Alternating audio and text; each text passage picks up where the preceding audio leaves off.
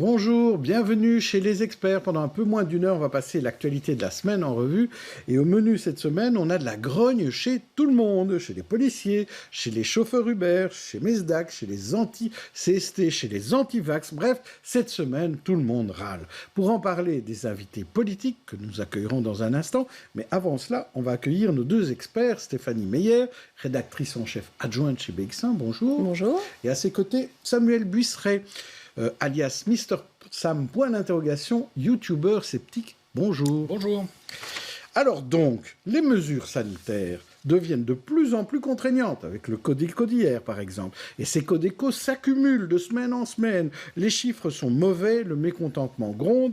Dimanche dernier, une manif qui réunissait anti-CST, anti-vax et anti-gouvernement, finalement un peu anti-tout, on a connu, cette manifestation a connu un grand succès avec 35 000 personnes, selon la police. Hélas, cela a dérapé et les dégâts furent nombreux. Marie-Noëlle Dinan et Marjorie Félinger. Quartier Ribeaucourt à Molenbeek, pas un abribus n'est entier. C'est donc debout que les voyageurs attendent leur transport en commun, pendant que Yann et son frère terminent de sécuriser ce bâtiment de la Fédération Wallonie-Bruxelles.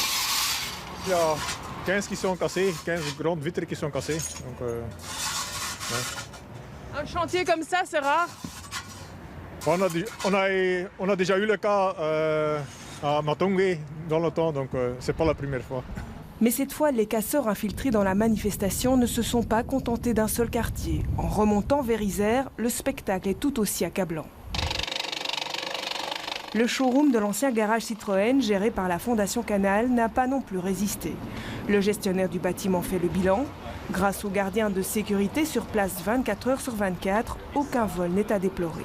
Nous avons décidé de ne pas procéder au remplacement de ces vitrines qui coûtent très cher et de sécuriser les lieux par des panneaux en bois de manière à éviter les risques pour les passants et à éviter les risques d'intrusion. Et les vitrines sont de toute façon amenées à être démontées dans le cadre de la transformation des travaux et remplacées par d'autres types de vitrages qui seront censés dans l'avenir éviter ce genre de désagréments. Autre bris de verre, autre quartier, le bureau de poste de Madou n'est pas accessible aujourd'hui et pour cause, une trentaine d'individus s'y sont attaqués et ont tout saccagé, au grand désarroi des clients qui tentent malgré tout de déposer du courrier. Oh, bah, je reviendrai demain, c'est pas urgent. Bipost espère en les faire ouvrir dès demain, tandis que les employés des entreprises voisines s'apprêtent à passer les prochains jours à l'ombre de panneaux en bois. Alors l'adhésion de la population, de plus en plus difficile à obtenir, Stéphanie Meyer. Oui, alors il faut peut-être juste dire par rapport à la manifestation ici qu'on voit ça à Bruxelles depuis un moment. Souvent, il y a des casseurs qui se mêlent aux manifestations, mais ce n'est pas le gros des participants à la manifestation qui font ces dégradations-là. Et j'ai un peu envie de remettre les choses en perspective. Au début de la pandémie, il y a une sorte d'union populaire et politique pour soutenir un peu les gouvernements, les ministres qui devaient prendre les mesures. On leur donnait un peu un blanc-seing en disant qu'il faut trouver des solutions face à un problème qui est inédit. Là, on est 18 mois plus tard et c'est le moment où toutes les frustrations ressortent, les frustrations par rapport au Covid, mais même des frustrations plus larges. Et j'ai l'impression que le CST, la question de la vaccination, c'est devenu un petit peu en point de focalisation, exactement, un emblème qui fédère un peu ce mécontentement. Bon, j'ai l'impression que la perte de confiance par rapport aux politiques, eh bien, elle touche maintenant un public plus large qu'avant le Covid. Et donc, il y a effectivement la difficulté de prendre les bonnes décisions, mais ça, Pierre-Yves Giolet l'a encore dit hier vendredi lors du Codeco, c'est pas toujours évident d'évaluer les choses. Et puis il y a eu toutes ces erreurs de communication. Il y a eu un manque de prudence. Je pense quand on a envoyé un message assez simpliste qui était de dire le vaccin c'est la solution, vaccinez-vous, il n'y aura plus de problème. On s'est bien rendu compte que c'est nécessaire mais c'est pas suffisant.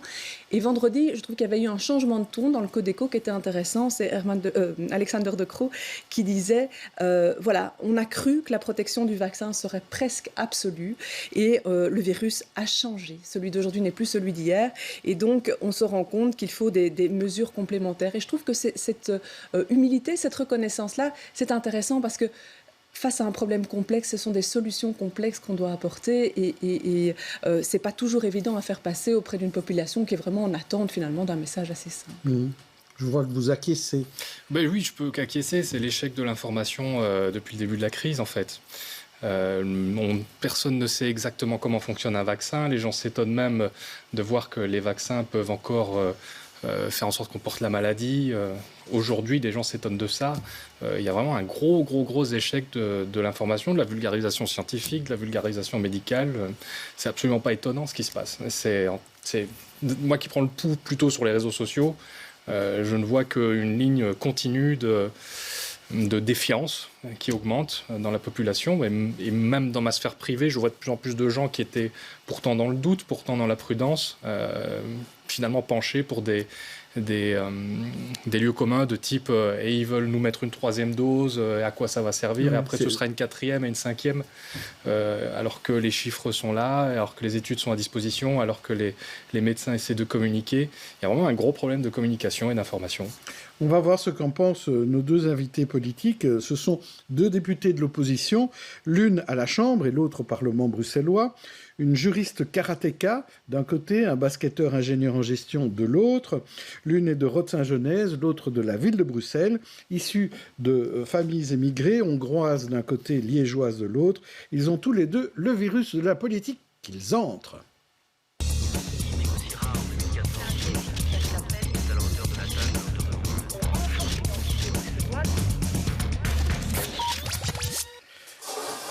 Vous avez le droit d'enlever le masque parce que le studio est aéré.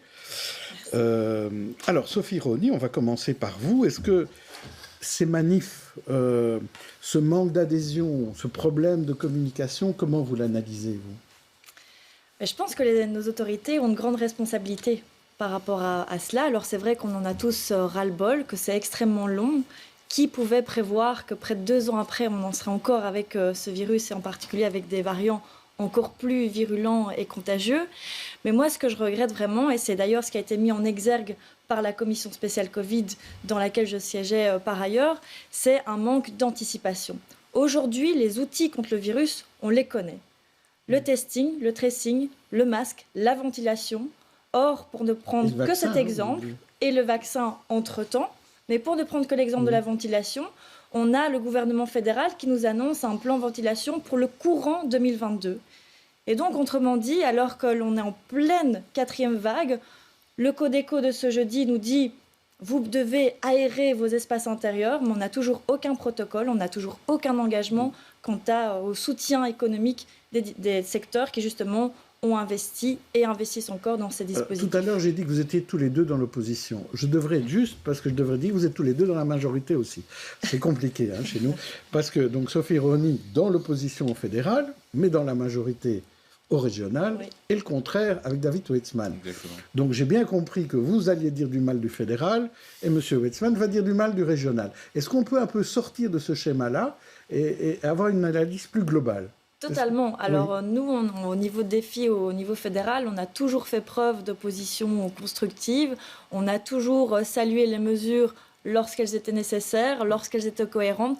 Et par contre, on a critiqué, des mesures qui étaient parfois trop tardives, parce que des mesures qui sont trop tardives, elles sont parfois justement beaucoup plus sévères qu'elles n'auraient dû l'être initialement. Oui. Et ça se fait malheureusement au détriment de secteurs qui ont pourtant fait en sorte de respecter les règles jusqu'ici. Oui.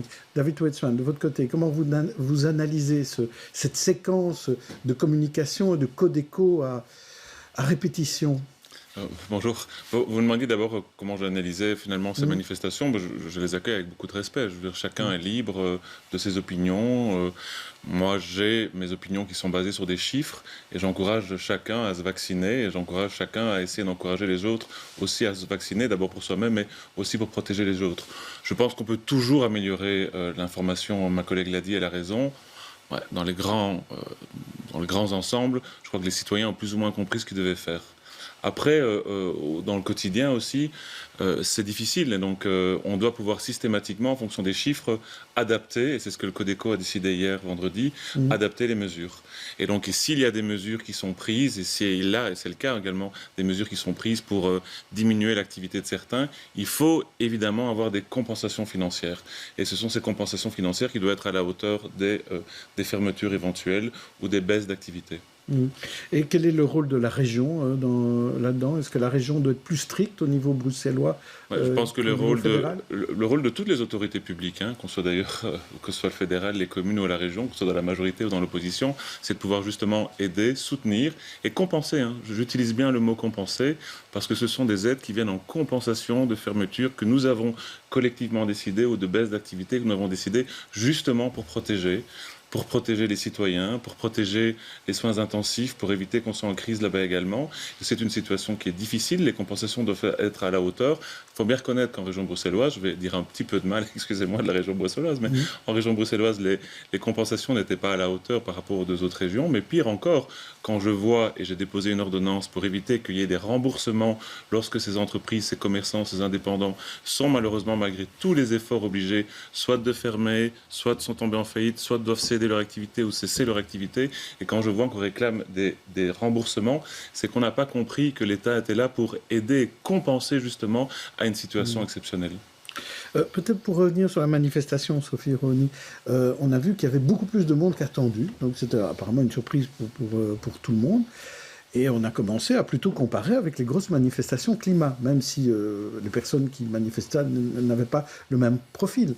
Mais il y a un vrai effet de masse. Est-ce que le monde politique s'en rend compte de ça? Je pense qu'effectivement, le politique se rend compte qu'il y a une lassitude très légitime au sein de la population, mais il faut bien se rendre compte qu'il y a une grande diversité dans les motivations des personnes qui ont participé à cette manifestation dimanche dernier. D'abord, il y avait des casseurs, certes minoritaires, mais des casseurs qui devront être poursuivis et sévèrement sanctionnés, ça c'est très clair. Et puis, il y a ceux qui contestent la vaccination ou des personnes qui se sont fait vacciner mais qui regrettent finalement la dureté des mesures sanitaires alors qu'on a vu que finalement les mesures n'allaient pas assez loin au regard de la gravité de la situation. Mais je trouve en tout cas que ce qui s'en dégage, c'est une perte totale d'adhésion aux mesures à laquelle le gouvernement lui-même a participé dès le début de la gestion de la crise. Je m'explique. Et c'est d'ailleurs la raison pour laquelle mon parti des filles a voté contre la loi pandémie, parce qu'on a vu que le gouvernement, dès le départ, a finalement pris les mesures sans concerter les secteurs, sans concerter le Parlement qui représente la population. Or, c'est vraiment par un débat public que la population peut à un moment donné être en mesure de s'approprier les mesures et par conséquent de les respecter. C'est vraiment ça l'enjeu. Et d'ailleurs, le Premier ministre l'a encore dit lors du dernier Codeco, les mesures ne seront efficaces que si elles sont respectées. Sauf que pour qu'elles soient respectées, il faut d'abord que les gens les comprennent, se les approprient et par conséquent soient en mesure de les respecter. À peu près, comme vous l'avez dit, presque 2 ans qu'on sait grosso modo ce qu'il faut faire. Les distances, les masques. Pas toujours, parce que les mesures sont contradictoires. C'est vraiment l'effet yo-yo qu'on a toujours dénoncé. On dit qu'il ne faut plus fermer les secteurs les uns après les autres, que finalement c'est inefficace. Et d'ailleurs, on stigmatise un secteur plus qu'un autre, alors qu'il y a toute une série de choses qui ont été mises en place pour assurer la sécurité des clients de ces secteurs. Et donc finalement, on rentre à nouveau dans cette logique. On n'a pas tiré les leçons de cette gestion de crise. Ce n'est pas uniquement mon parti qui le dit, c'est l'ensemble des experts qui ont été auditionnés au Parlement. David Weitzman, là-dessus à la question de savoir si j'ai été surpris du nombre, oui, j'ai été surpris du nombre, en toute franchise. Bon, on a le débat au Conseil communal de la ville de Bruxelles, puisque la plupart des manifestations se font sur le territoire de la ville de Bruxelles. Il se fait que j'habite pas très loin, en tout cas, d'une partie par laquelle la manifestation est passée, donc je suis sorti. Et j'ai vu de tout, sincèrement. J'ai vu effectivement probablement des casseurs qui se sont d'ailleurs un peu excités. C'est vraiment complètement scandaleux, pas très loin d'Arlois où j'habite. Donc je les ai vus. Et je trouve qu'effectivement, je te rejoins. La chaîne judiciaire doit poursuivre le plus rapidement possible. Mais on voyait aussi des familles, on voyait des gens qui revendiquaient pour plus de liberté, on voyait des gens qui revendiquaient contre la vaccination, contre le CST. Il y avait de tout. Tout ça est assez... je peux entendre, je vous ai dit mon avis, je ne partage pas leurs convictions, mais je les respecte. Ensuite, il faut effectivement que le message soit clair. Je ne rejoins pas ce qui vient d'être dit, c'est que on a une vision qui est assez claire, on a des gestes et des réactions qui sont connus, on a des protocoles qui sont mis en place et on les adapte en fonction des chiffres. Alors c'est vrai que ce n'est pas idéal de les adapter d'une semaine à l'autre, mais c'est parce que aussi les chiffres qu'on a reçus cette semaine sont particulièrement graves, il faut le reconnaître. Donc j'entends parfois les gens de l'opposition qui nous disent vous êtes un peu trop ceci ou un peu trop peu cela. La situation est compliquée, voyons les chiffres et voyons que finalement, depuis le début, notre stratégie n'est pas beaucoup moins efficace, ou voire même plutôt plus efficace que les pays qui nous entourent. Il faut pouvoir le rappeler aussi. Stéphanie, mais... sur la loi pandémie, si je ne m'abuse, donc on l'a activé pour la première fois ici, il y a eu les premiers arrêtés qui ont été pris. Au bout d'un mois, normalement, le Parlement reçoit un rapport pour un peu évaluer ça. Vous ne pensez pas que c'est un bon moment pour évaluer les mesures ? Il reçoit un rapport a posteriori. Donc oui. autrement, rien ne change par rapport à la logique dans laquelle on est depuis près de 2 ans, à savoir que nous avons des débats d'actualité avec les différents ministres qui sont concernés par les mesures qui sont prises. Donc autrement dit, vraiment, ce que la loi pandémie a régularisé, c'est le fait qu'il y a un état d'urgence épidémique pour lequel l'aval du Parlement est nécessaire. Donc ça, c'est vraiment le seul moment où il y a vraiment une concertation avec le Parlement. Mais une fois que cet état d'urgence épidémique est acté et avalisé, eh bien, c'est carte blanche pour le gouvernement, à charge pour lui de revenir tous les mois. On l'a vu, on vient de le dire. Un mois dans une crise sanitaire, c'est juste beaucoup trop long que pour avoir vraiment un échange démocratique cohérent. Mr. Sam. Oui, c'est juste que dans tout ça, je trouve qu'on oublie beaucoup quelque chose que moi je vois beaucoup depuis mon point de vue, c'est que les gens se demandent pourquoi ils doivent faire ces mesures, pourquoi les mesures ont changé, pourquoi elles ressemblent à ça. Le point de vue des gens, s'ils sont fâchés, les gens, c'est pas parce qu'ils sont contre les politiciens, c'est parce qu'ils ont l'impression qu'on fait n'importe quoi. Ils ne comprennent pas les décisions, ils les reçoivent comme des ordres, et ils n'ont pas l'information derrière, il n'y a pas la pédagogie derrière, il n'y a rien. Quand on veut... alors c'est facile de mettre en place des sites où tapez Covid, machin dans Google et vous trouverez des infos fiables, mais il y a une guerre de l'information qui se joue maintenant. Il y a les conspirationnistes, il y a les réinformateurs, ils sont là et eux, ils sont beaucoup plus motivés, ils sont beaucoup plus convaincants. Donc on n'a pas mis assez de moyens dans la communication. Mais bien sûr, la communication c'est la clé. Alors, selon moi. Un dernier mot là-dessus. Oui, non, mais j'entends ce que vous dites et c'est une remarque intéressante. Je serais curieux de voir votre opinion sur ce qu'on devrait faire différemment. Il y a des... Et vous avez probablement raison, hein, on a demandé qu'il y ait de l'information partout dans les quartiers populaires, qu'il y ait des agents qui aillent et qui aient expliqué. On a demandé d'avoir des informations aussi au niveau des différents gouvernements. On voudrait que la presse fasse aussi son job pour expliquer effectivement les mesures qui sont prises et qui explique que chacune des mesures est corrélée avec un chiffre en particulier ou avec un objectif. Alors peut-être que les politiques ne sont pas toujours les meilleures personnes. Je crois que vous contribuez aussi à faire connaître ça et à travailler davantage. Oui, les scientifiques aussi. Alors j'entends. Je crois qu'on devrait se réunir avec des experts pour voir ce qu'on peut faire encore davantage. Mais tout le monde doit participer finalement à cette transparence de l'information.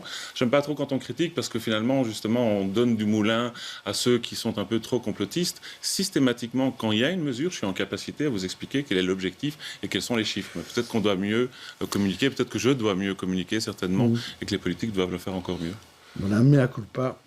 On en prend note. Alors, si on fait le tour de tous ceux qui demandent une revalorisation de leur salaire, de meilleures conditions de travail, la liste est longue. Et ça va du personnel soignant jusqu'aux policiers, en passant par les aides ménagères et le personnel de la grande distribution. Le couvercle de la marmite sociale a du mal à tenir en place avec cette longue séquence Covid, avec l'austérité budgétaire et avec pourtant une croissance économique qui donne des espoirs.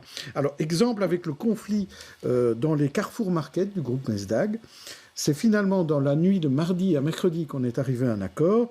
Reportage Camille Tanquin et Manon Huki. Le personnel reprend le travail, pas d'autres grèves prévues à l'horizon. Cette nuit, un accord a été trouvé entre les syndicats et la direction du groupe Mesdag. On a un accord qui permet d'injecter pour les fêtes de fin d'année des heures à durée déterminée dans les magasins.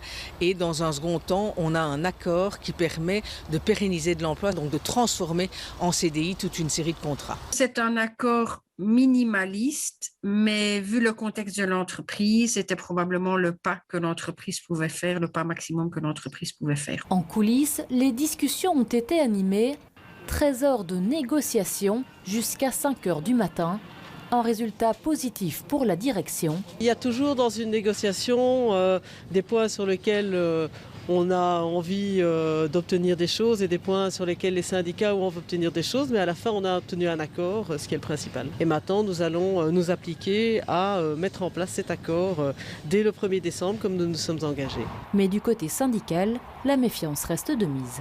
Si la direction se tient à carreau et respecte l'accord, il n'y aura pas de grève. Le premier pas de travers qu'elle mettra, c'est clair qu'on repartira en mouvement. On a déjà tellement eu d'entourloupe avec eux sur l'exécution d'accords par le passé que nous sommes extrêmement méfiants. Le préavis de grève n'a d'ailleurs pas été levé, seulement suspendu. Nous attendons l'application de ces engagements en décembre, début d'année prochaine. Et si ça ne suit pas, nous retirerons la suspension du préavis de grève, évidemment, et nous n'attendrons pas 1 mois, 2 mois, 3 mois avant de réagir. À Bruxelles, 5 magasins du groupe Mesdag ont été fermés vendredi et samedi dernier, une trentaine en Wallonie.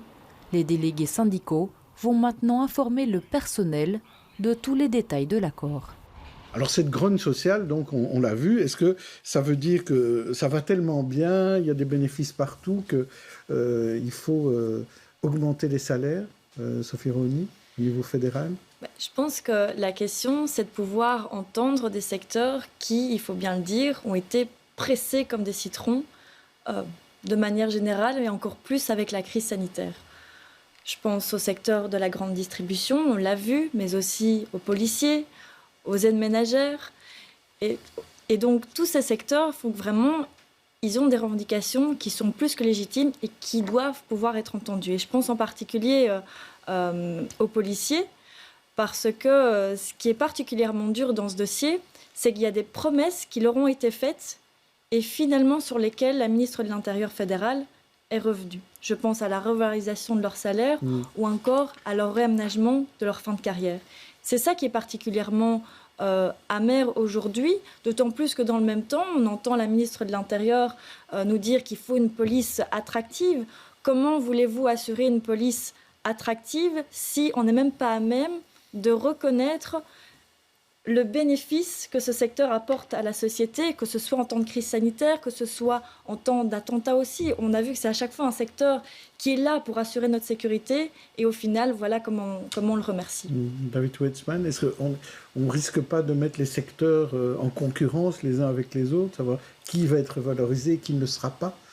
Oui, mais on ne doit pas mélanger les secteurs qui dépendent évidemment du public et ceux qui tu vas négocier avec le privé. Commençons par exiger de l'État ce qu'il doit faire le plus correctement possible. Dans le cadre de cette crise, parce qu'on parle indirectement, c'est du pouvoir d'achat. C'est pour ça que d'emblée, j'ai dit, désolé, mais quand on demande à des indépendants, des commerçants, des entreprises de fermer, les compensations doivent être à la hauteur. Vous avez bien compris que ce n'était pas le cas en région bruxelloise. Et là, je critique en particulier le ministre Claire Failly. Par contre, effectivement, on a d'autres secteurs. On a parlé des policiers. Moi, je trouve que la police, ces dernières années, s'est sentie abandonnée. Elle s'est sentie abandonnée parce que probablement, effectivement, qu'on doit revaloriser leurs fonctions. Et la revalorisation, ce n'est pas que des conditions financières ou des conditions de travail. La revalorisation, c'est aussi dans l'opinion qu'on a et le respect qu'on a vis-à-vis des policiers. Par contre, aujourd'hui, effectivement, il y a une ministre de l'Intérieur qui doit revenir qui doit redéposer un texte au niveau de la table du gouvernement. Il faut pouvoir entendre. Vous savez que le MR soutient les revendications de la police.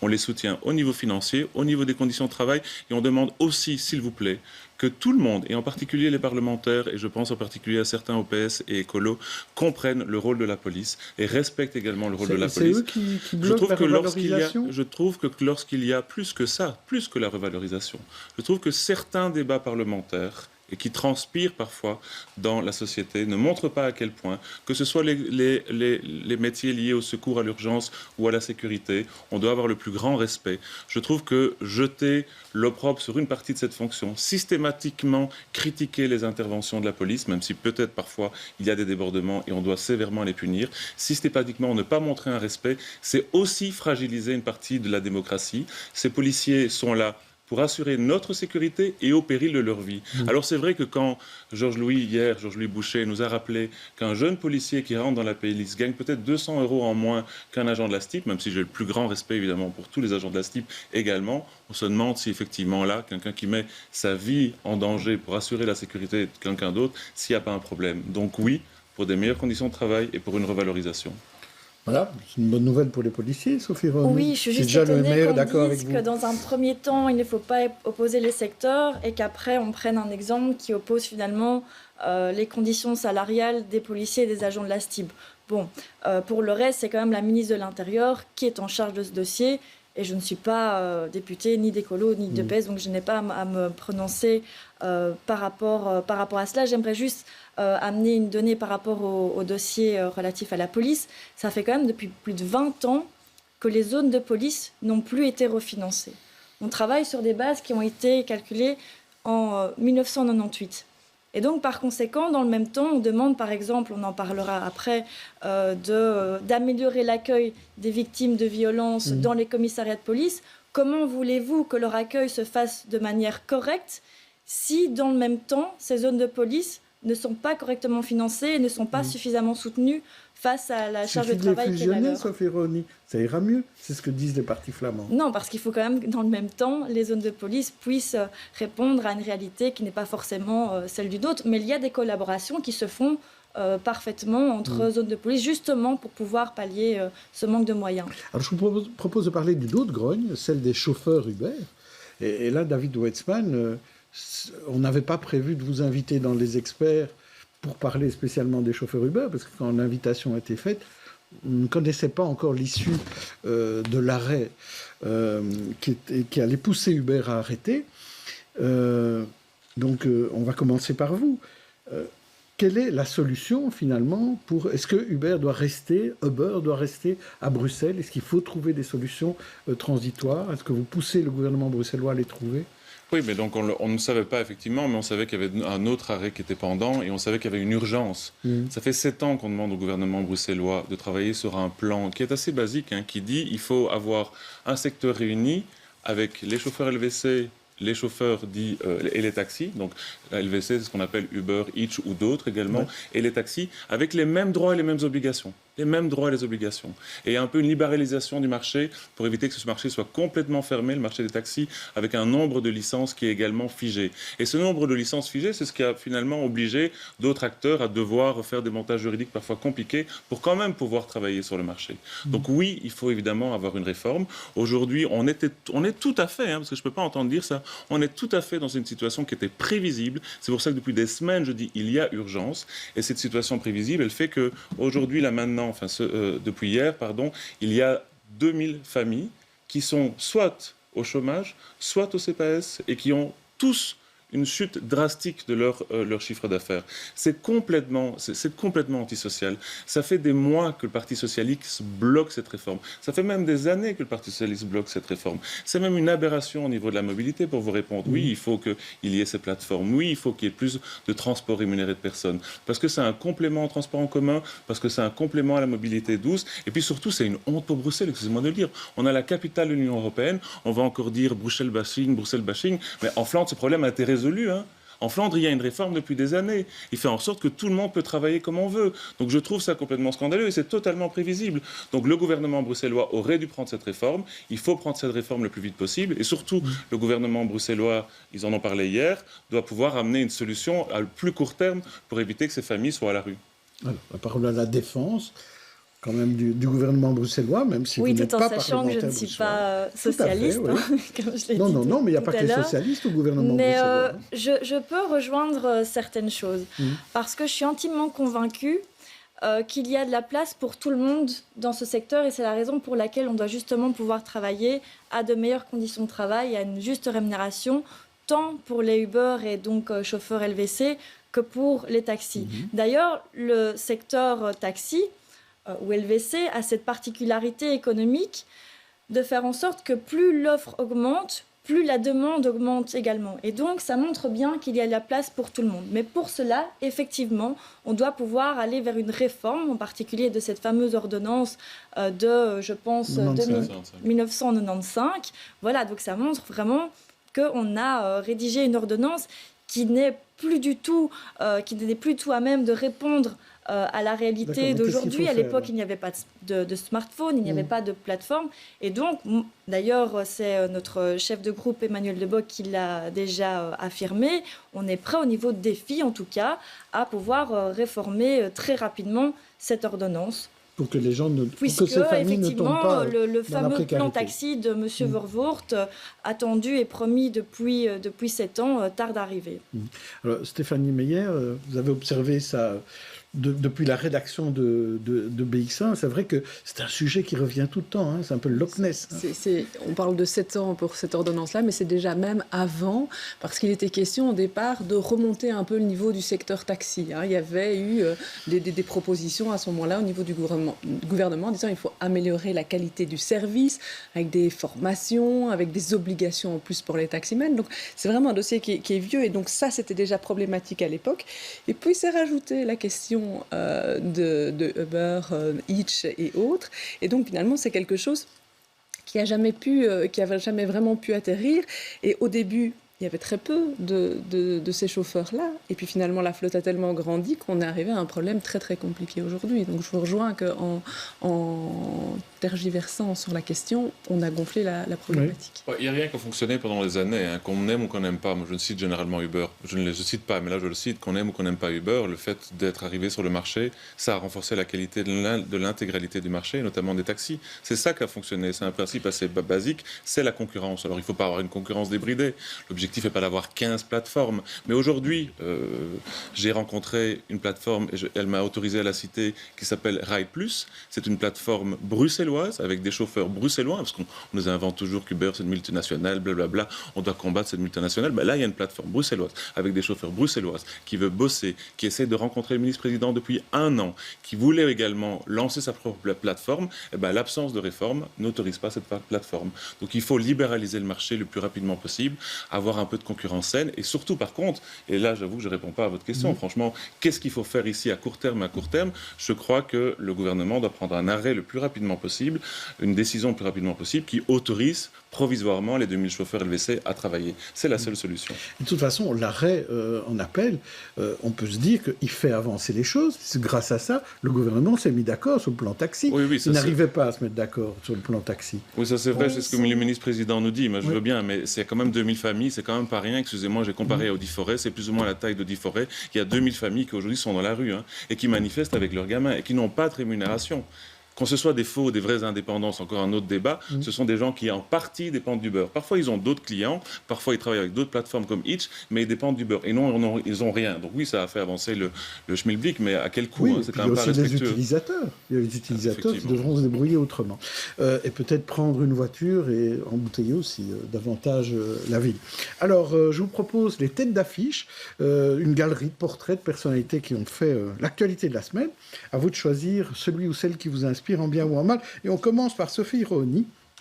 Je vous propose Peng Shuai, la tenniswoman chinoise dont la disparition inquiète toujours. David Susskind, le militant juif laïc décédé il y a 10 ans qui a désormais son square à Saint-Gilles. Raoul Edebo, candidat unique à la présidence du PTB. Ou Lady Gaga, chanteuse mais aussi comédienne dans House of Gucci. Qui choisissez-vous? Peng, David, Raoul ou Lady? Madame Peng. Madame Peng. Parce que je travaille beaucoup sur le dossier des Ouïghours en Chine au Parlement fédéral. Et c'est vrai que la dérive antidémocratique du gouvernement chinois est particulièrement inquiétante. Et c'est pour ça que je pense que c'est important de pouvoir mettre à l'honneur des femmes qui en sont les victimes, tout simplement. Et en espérant qu'elles puissent revenir à une certaine indépendance et une certaine liberté et rejouer au tennis pour elle, effectivement. Alors vous, David Weissman, je vous en propose 4 autres. Tout d'abord, Jean Castex, celui par qui l'écartement Covid du gouvernement est arrivé. Kamala Harris, vice-présidente américaine, qui était présidente pendant 1h30, le temps d'une colo. Angèle, qui a eu droit à un documentaire diffusé mondialement sur Netflix, ou J.K. Rowling, l'autrice d'Harry Potter, attaquée pour des paroles présumées transphobes. Alors, qui choisissez-vous? C'est plus difficile. Jean, Kamala, Angèle ou J.K. J'aurais choisi David Susskind avant, pour son histoire et tout ce qu'il a pu faire pour Bruxelles aussi et à travers le monde. Ici, il y en a quand même 2 personnages entre Kamala Harris et Angèle. J'hésite, mais je vais prendre Angèle parce que Je crois qu'on doit être un peu, nous aussi, être chauvin de temps en temps, et qu'elle représente quand même magnifiquement la Belgique et Bruxelles aussi à travers le monde, et que j'aime, et que c'est ce que j'allais dire, et que comme elle, nous aimons Bruxelles, même si je ne le chante pas aussi bien qu'elle, je vais le reconnaître. Alors, je vous propose 5 informations de la semaine, laquelle vous a ravi, laquelle vous a énervé. David Wetzmann, c'est vous qui allez choisir d'abord. C'est les tensions entre la France et la Grande-Bretagne sur la pêche et le passage des migrants, Bordet qui a déménagé à Erasme, l'Union, champion d'automne, la prison de Saint-Gilles qui affiche complet cette semaine, ou la campagne Zéro mort sur les routes d'ici 2050. Qu'est-ce qui vous ravit ou qu'est-ce qui vous énerve? Le Bordet qui déménage à Erasme, ça pose plein de questions. C'est parfois difficile aussi, notamment dans la constitution du prochain. Oui, c'est ça. Je dois choisir un qui me ravit ou qui m'énerve. Vous choisissez un seul. Oui, c'est celui qui me ravit, non pas pour le fait de déménager, mais pour la constitution d'un grand hôpital et qui va se concentrer notamment sur le cancer. Et je crois que c'est important, évidemment, pour le service à la population. C'est important pour Bruxelles, mais vous verrez, je crois que dans l'avenir, ce sera un grand pôle européen. Et donc je crois qu'on doit pouvoir être fiers également des personnes qui y travaillent et des services qu'ils vont pouvoir rendre dans les prochaines années. Et vous, Sophie Roni, une de ces 5 informations? La prison de Saint-Gilles qui affiche complet, ça m'énerve énormément. C'est d'ailleurs un sujet sur lequel je travaille beaucoup au Parlement fédéral, tout ce qui concerne la justice et la politique carcérale, parce que cela fait depuis des années que la Belgique ne cesse d'être condamnée par la Cour européenne des droits de l'homme pour sa surpopulation carcérale, mais aussi par conséquent pour ses conditions de détention qui sont juste indignes. J'ai d'ailleurs eu l'occasion à plusieurs reprises de visiter cette prison. Et donc aujourd'hui, on voit qu'un bourgmestre doit prendre un arrêté pour pouvoir à un moment donné dire stop à l'hémorragie que l'on constate dans nos prisons. Et dans le même temps, on voit que le gouvernement entend défendre une justice ferme, humaine, mais dans le même temps ne répond toujours pas à ce problème. On a, rien que pour vous citer un chiffre, un tiers des détenus qui sont en fait en détention préventive, donc présumés innocents. Ça vous montre quand même l'ampleur du problème. Mais est-ce qu'il faut plus de prisons ou moins d'emprisonnés? Alors il faut un peu des deux. Il faut pouvoir... on a deux prisons qui sont annoncées, la prison de Haron et une autre en Flandre, qui va pouvoir justement permettre de régler la situation à terme des prisons bruxelloises, avec, on l'espère, de meilleures conditions de détention. D'ailleurs, on va vers un village pénitentiaire et non plus une grosse prison avec des ailes, etc., comme on le connaît depuis des décennies. Et puis, il faut aussi diversifier les peines et investir dans ce qu'on appelle des maisons de détention, des maisons de transition, ce qui permet vraiment d'axer le travail sur la réinsertion. Un vrai programme. Merci. La majorité est parvenue à un accord après 18 mois de réflexion discrète en commission au Parlement de la Fédération Wallonie-Bruxelles. Il y aura bien 2 heures de cours de philosophie et citoyenneté en 2023 dans l'enseignement officiel seulement. Ça ne veut pas pour autant dire que les cours de religion et de morale soient carrément supprimés. C'est ce qu'a précisé le député écolo Calvin Soares. Il était au micro de Fabrice Grosfilet. J'aimerais aussi démentir ce que j'ai lu dans la presse sur le fait que les cours de religion et de morale seraient sortis de la grille horaire. Ce n'est pas le cas. Alors quand on parle de cours à option, on a des cours à option qui sont dans la grille horaire et donc la jurisprudence du Conseil d'État et de la Cour constitutionnelle est très claire. Les constitutionnalistes nous l'ont dit. Si vous faites n'importe quoi et si vous faites en sorte que ces cours ne soient pas donnés de manière confortable et accessible, la Cour pourrait retoquer l'organisation que vous avez mise en place. Pour être très clair, pour que tout le monde comprenne, il n'est pas question que ces cours de religion ou de morale soient placés le samedi matin. Le samedi matin ou le mercredi après-midi. Ou en dernière heure, c'est très clair. En soirée, pour inciter les élèves à ne pas y assister. Effectivement. Ouais. Donc c'est ça la notion d'horaire confortable. Moi, je ne veux pas qu'on rentre dans un conflit idéologique parce que pour écolo, ce qui prime, c'est l'intérêt des enfants et des jeunes. Et donc, à partir du moment où le débat devient idéologique, c'est l'intérêt des enfants qu'on met en jeu. Sophie Roni, est-ce que les laïcs ont gagné contre les religieux? Non, c'est pas du tout ça. Je pense que c'est l'école qui a gagné. Si on doit désigner un gagnant, bien évidemment, parce que la mission première de l'école, c'est quoi? C'est de pouvoir permettre à des enfants de s'émanciper, de tout dogme notamment, de pouvoir devenir des esprits critiques, de pouvoir faire des choix qui soient libres et motivés. Or, ce que l'on voit aujourd'hui dans nos écoles, c'est que finalement, les enfants sont séparés, en tout cas encore aujourd'hui à raison d'1 heure par semaine, en raison de la conviction philosophique religieuse de leurs parents. Et je pense que c'est vraiment, ça va total contresens de ce que l'on de ce vers quoi on doit aller. Donc c'est mieux dans le livre où ils sont tous ensemble dans la même classe. Non, pas du tout. Mais là, on parle de l'enseignement officiel. Et on voit d'ailleurs que cela pose de graves problèmes pratiques au point tel que des élèves sont finalement séparés les uns des autres toute la semaine parce qu'on considère que finalement, c'est plus facile de les séparer en fonction du choix convictionnel et religieux. Donc je pense que l'enjeu, c'est vraiment de pouvoir permettre à ces enfants de mieux se comprendre, de pouvoir mieux respecter l'autre, de pouvoir déconstruire des préjugés parce que ces préjugés, ils se construisent dès le plus jeune âge. Et donc oui, c'est vraiment une demande constante qui avait été formulée par des filles. Donc on est très heureux par rapport à cela, tout en ajoutant, si je peux me le permettre, que ce cours doit absolument comporter un volet histoire comparée des religions pour justement permettre à ces enfants de pouvoir se comprendre et que les petits catholiques puissent comprendre aussi ce qu'est l'histoire. C'est l'histoire du fait religieux, c'est ça. En tout cas, voilà, mais il faut qu'il y ait ces dimensions religieuses parce que ça fait... Oui. David Weitzman, ça a mis beaucoup de temps, hein, dans le plus grand secret. Les trois parties sont arrivées à un accord. Vous êtes soulagé? Beaucoup de temps. Bon, vous savez qu'à titre personnel, j'aurais préféré qu'on mette autant de temps pour essayer de voir comment on peut améliorer le scoring des élèves, de tous les élèves d'ailleurs en français, en maths et dans d'autres matières. Mais enfin, peu importe, on a mis du temps là-dedans, je crois que c'est important. Je rejoins ce qui a été dit, donc je ne vais pas répéter. Par contre, on voit bien que dans la société, il y a plein de faits, de courants qui nécessitent une analyse, que ce soit malheureusement la lutte contre le racisme, qui est un vrai fait, que ce soit la lutte contre, on va parler du harcèlement scolaire, du harcèlement sexiste, et beaucoup de choses demandent cette analyse. Donc avoir un cours plus robuste, de pas 40 minutes ou 50 minutes, comme les experts nous ont dit, parce que finalement c'était une fois par semaine, 40-50 minutes, mais l'avoir 2 fois par semaine, c'est un vrai besoin. Donc je me réjouis effectivement qu'on ait pu, effectivement, dans le respect de chacun, que ce besoin puisse être rempli. Enfin, il faut encore trouver maintenant les financements pour le faire. Donc, c'est pas fait. Aujourd'hui, on parle d'une résolution pour le moment. Mais donc, c'est une bonne chose. On est assez proche, effectivement, sur ce dossier-ci. Mr. Sam, enseigner la philosophie, le scepticisme, c'est pas mal quand même. C'est un vœu pieux. Mais moi, j'ai été mettre mon nez dans le programme. Oui. C'est pas foufou.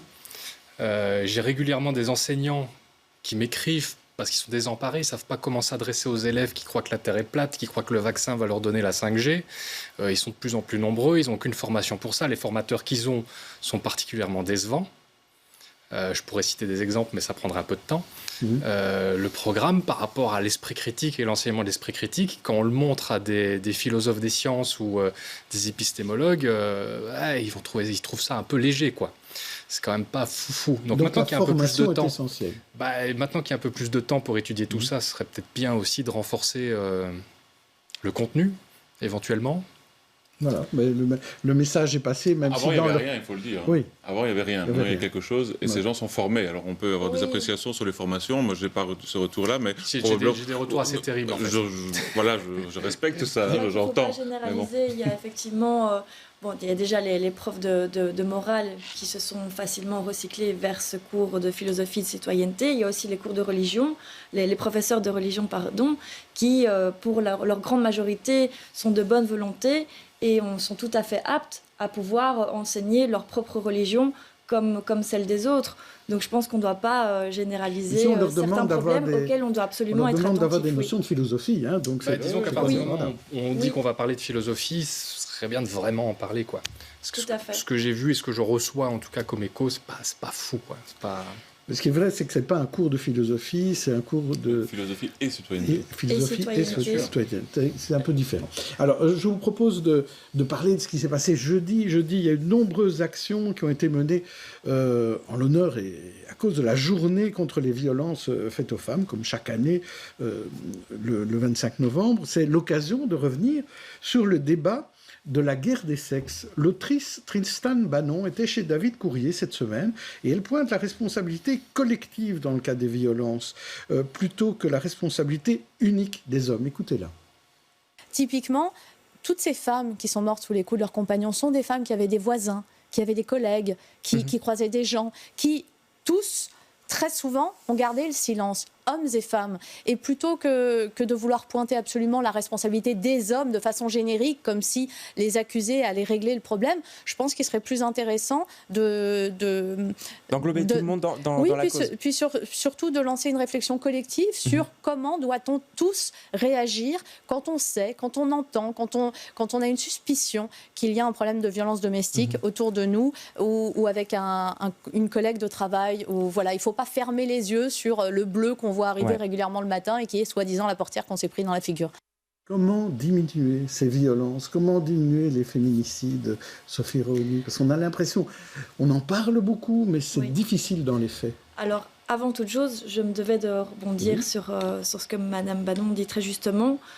Le problème avec ce dossier, c'est que pendant trop longtemps, les violences à l'égard des femmes ont été minimisées. Alors que ce sont finalement les plus meurtrières et les plus répandues dans le monde, dans notre société. Ce sont des violences qui sont structurelles, qui sont diverses, sexuelles, mais aussi physiques, psychiques ou encore économiques, et donc qui s'inscrivent quand même dans un patriarcat. Dans une société qui est encore fort imprimée par le patriarcat.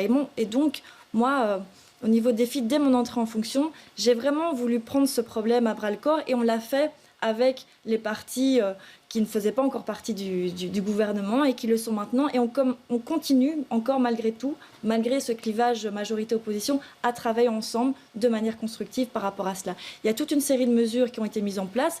La généralisation des centres de prise en charge de violences sexuelles, ce qui permet à des victimes d'être directement prises en charge dans un même endroit par des psychologues, par des médecins, par des policiers également, dans le cas où elles veulent porter plainte.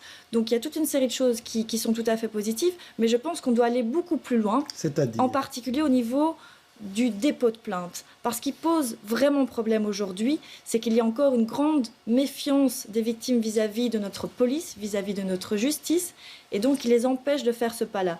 Je pense par exemple à la formation des policiers. Il y a un minimum de 8 heures annuelles qui est imposé par la loi. On doit pouvoir aller au-delà, sauf que pour cela, il faut des moyens dévolus à la police. Et puis aussi au niveau de la justice, on sait qu'il y a 53% des plaintes pour viol qui sont classées sans suite, principalement en raison d'un manque de preuves. Eh bien, nous devons, à côté du code pénal sexuel, travailler sur le code d'instruction criminelle et de faire en sorte que, par exemple, ce qu'on appelle le stress post-traumatique puisse être reconnu comme un moyen de preuve à part entière pour vraiment faire en sorte que cette preuve puisse être reconnue. Quand il n'y a pas de preuves matérielles, avoir des preuves. C'est parfaitement médicales, détectable par IRM et donc on doit pouvoir l'utiliser en justice.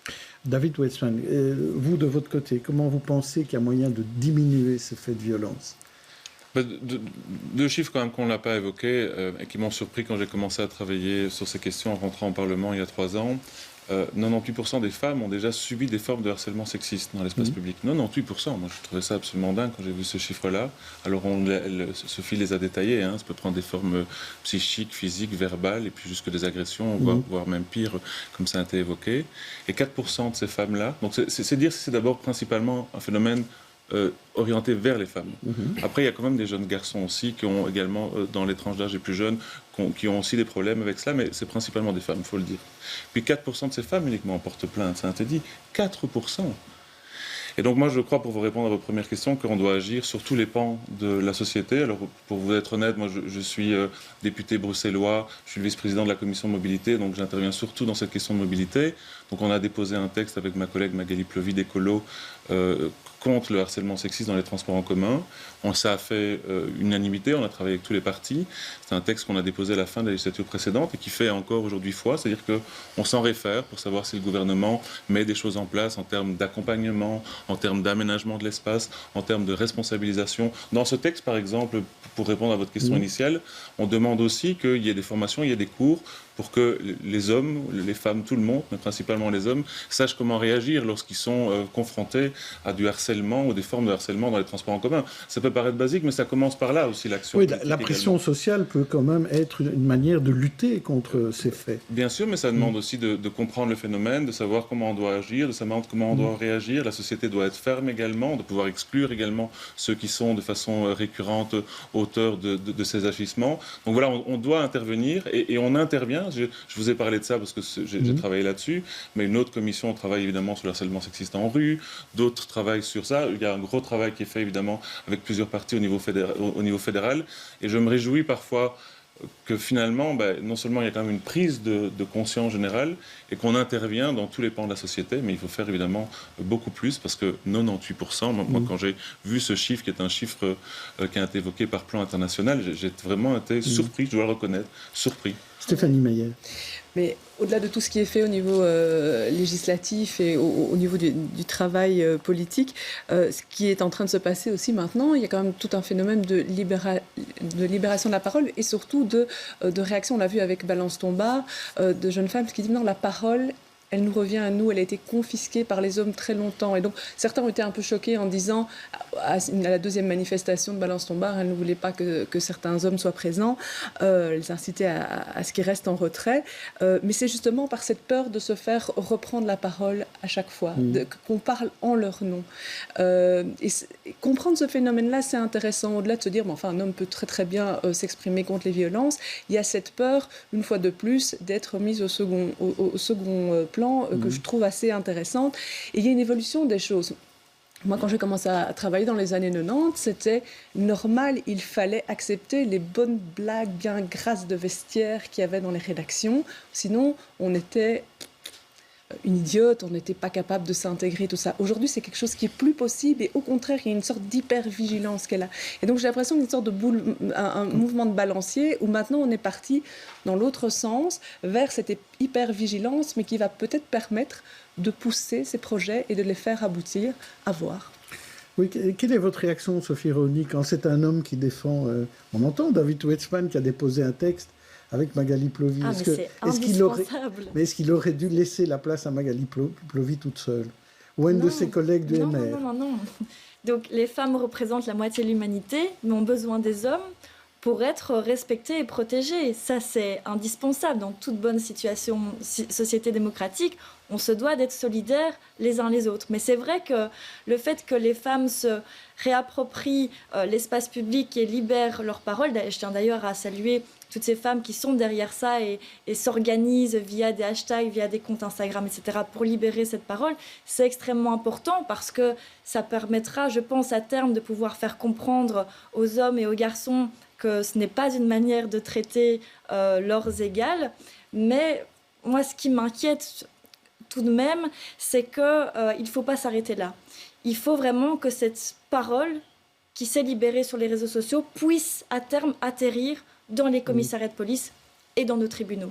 Parce que c'est ça qui permettra vraiment que les hommes et les garçons qui ont malgré tout fait du mal à ces femmes et à ces filles, puissent être sanctionnés comme ils le doivent. Mais là, c'est là qu'il faut des moyens en plus pour qu'on puisse poursuivre et qu'on ne classe pas ensuite la plupart des dossiers. Oui. David, tu veux faire un petit mot pour conclure sur ce chapitre? Non, mais j'ai évoqué... laissé la parole à un homme. Totalement incorrect ce que je fais. J'ai évoqué tout à l'heure une autre députée d'un autre parti pour montrer que ça faisait finalement ça faisait consensus, mais je voudrais quand même dire, parce qu'en réponse, vous m'avez fait penser à quelqu'un qui est Viviane Teitelbaum. Viviane Teitelbaum, elle se bat depuis des années sur ce sujet-là, et c'est vrai qu'il y a quelques années, peut-être dans l'hémicycle, on la regardait avec un peu en disant mais tiens, avec quoi tu viens? Aujourd'hui, on voit bien que c'est une priorité. Donc heureusement qu'il y avait peut-être des gens comme vous, qu'il y avait des gens comme elle ou comme toi pour dire ça doit devenir une priorité et qui travaillent depuis des années. Mais sinon, il n'y a pas que des hommes. D'ailleurs, on est une minorité d'hommes dans mon groupe. Il y a Viviane Teitelbaum, Anne-Charlotte Dussel, Clémentine Barzin et Aurélie Tchekalski qui travaillent toutes sur le même sujet, sans oublier Latifa Ekbalak, Alexia Bertrand et d'autres également. Vous aurez une gommette, David Wetzmann. On va passer à présent à nos coups de cœur.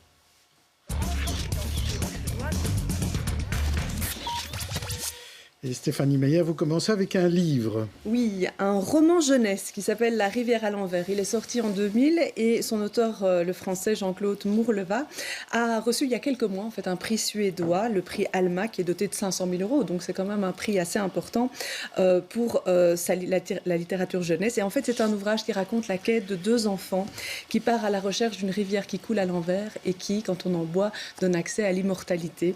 Et ces deux quêtes parallèles, parce qu'il y a deux tours, deux enfants qui vont faire cette quête, c'est tout un parcours un peu initiatique qui les mène à rencontrer, à parcourir tous des mondes. Mais cet auteur a une imagination extraordinaire, vraiment fantastique. Et donc rencontre plein de mondes différents, assez extraordinaires. Et donc tout ça se fait sans violence, on en a beaucoup parlé ici, sans violence, sans combat, ça fait du bien. Et puis c'est au fil de toutes ces rencontres que ces enfants font dans tous ces univers différents, c'est toute une réflexion sur la vie par petites touches qui se donnent. Alors voilà, on peut le lire aux plus petits ou on peut le donner à lire aux 9-12 ans, mais c'est vraiment une lecture que je vous conseille. Il existe même en livre audio.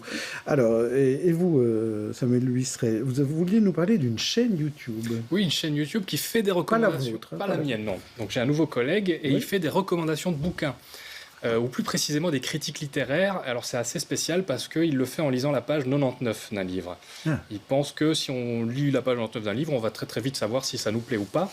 Et ce qui est particulier, c'est qu'il parle... Déjà c'est un youtubeur de 55 ans qui démarre, belge, et je trouve que ça c'est très saluable. Et, il s'appelle comment? Il s'appelle Gontran H, la lettre H. Et les textes qu'il écrit pour faire ses critiques sont eux-mêmes très lettré, très verbeux, on dirait un peu du Desproges, c'est fin, il y a de l'humour, c'est engagé. Je suis assez fasciné par l'apparition de ce nouveau youtubeur que je ne peux que recommander. Oui. Peut-être nous donner quelques idées de livres dont il parle? Il a parlé du droit d'emmerder Dieu, ce qui est déjà assez touchy. Il a parlé du dictionnaire amoureux de l'inutile, ce qui est très intéressant. Alors, on a toute une vidéo sur l'inutilité. Il a parlé de Mon mari, dans lequel il se déguise en femme. Et il parle de Mon mari, comme si c'était son mari. Il fait des jeux de mots comme ça. C'est vraiment délicieux.